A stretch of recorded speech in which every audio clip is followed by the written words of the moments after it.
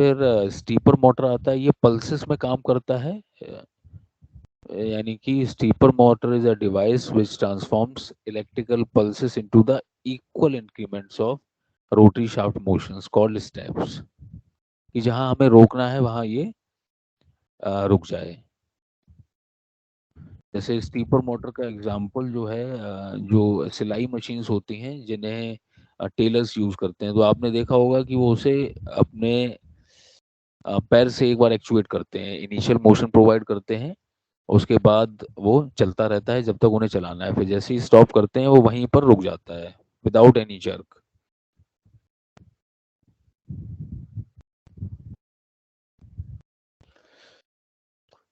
तो this is the mechanism stepper motor की। Stator भी, स्टेटर मतलब जो पार्ट्स स्टेशनरी रहते हैं, और ये रोटर, ये रोटेट करता है, मैग्नेटिक पोल्स होते हैं।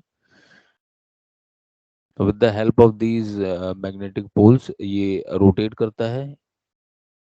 रोटेशन का कॉन्सेप्ट क्या है एक्चुअली, जब किसी मैग्नेटिक पार्टिकल के पास से करंट पास किया जाता है तब उसमें मूवमेंट होने लगता है, ईएमएफ इंड्यूस होता है, इलेक्ट्रोमोटिव फोर्स इंड्यूस होता है।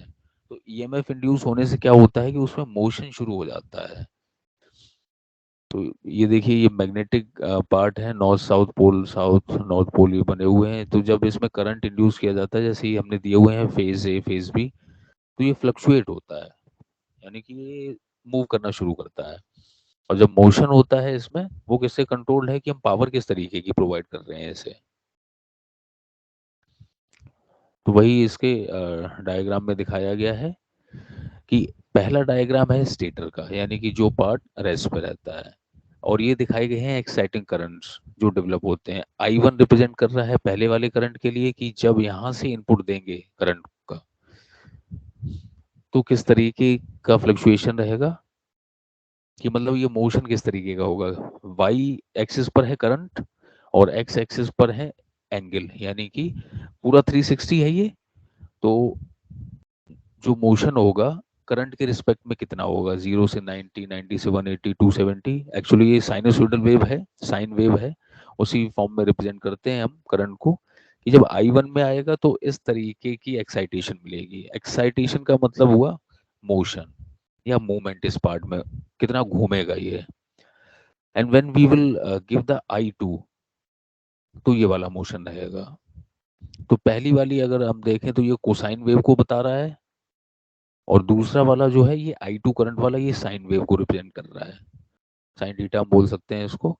ये होता इसी वजह से है कि यहाँ मैग्नेटिक पार्ट लगा हुआ है, मैग्नेटिक पार्ट के पास जैसे ही करंट आता है तो ये हिलेगा, मतलब मोशन आएगा इसमें।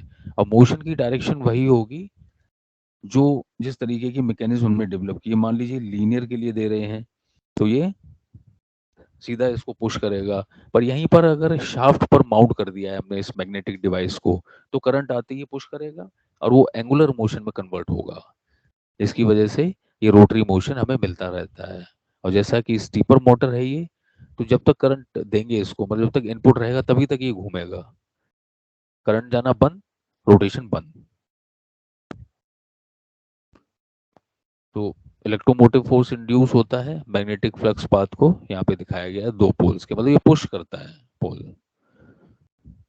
प्रिंसिपल ऑफ वर्किंग जो है कि the shaft or spindle of a stepper motor,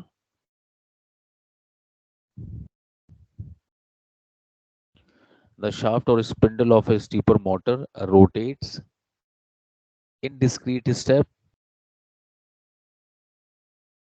pulses are applied it into the proper sequence। कि हम इनपुट देते हैं करंट का, इसका ऑल्टरनेटिंग करंट है तो इसी साइनसोइडल वेव में आएगा। And the motor rotation has several direct relationships to these applied input pulses, and the sequence of the applied pulses directly related to the direction of motor shaft rotation, जो हमने अभी इसमें graph में देखा। Current versus angle का जो है, angle represent कर रहा है मोटर के रोटेशन को, करंट जो है that is the amount or amplitude we can say, and the speed of the motor shaft's rotation is directly related to the frequency of the input pulses। and the length of the rotation is directly related to the number of input pulses applied. As an open loop operation, it has a significant advantage of a stepper motor, which is the ability to be accurately controlled in an open loop system. यानी कि इसमें जैसे ही pulse यानी बंद होगी, यानी कि current या सिग्नल जाना बंद होगा, ये इमीडिएट रुकेगा without any jerk. And the open loop controls means no feedback information. ये हमने देखा ही है कि ओपन और क्लोज लूप दो तरीके के होते हैं. तो ओपन लूप में कोई भी फीडबैक नहीं जाता है, या तो आप डायरेक्टली मॉनिटर करें आउटपुट से. So no feedback information about position is needed, and this type of control eliminates the need of expensive sensing. कि हम एज एन आउटपुट यूज कर ही रहे हैं उसको, तो इसको देख सकते हैं इजीली. इन क्लोज में we need sensors and that become expensive.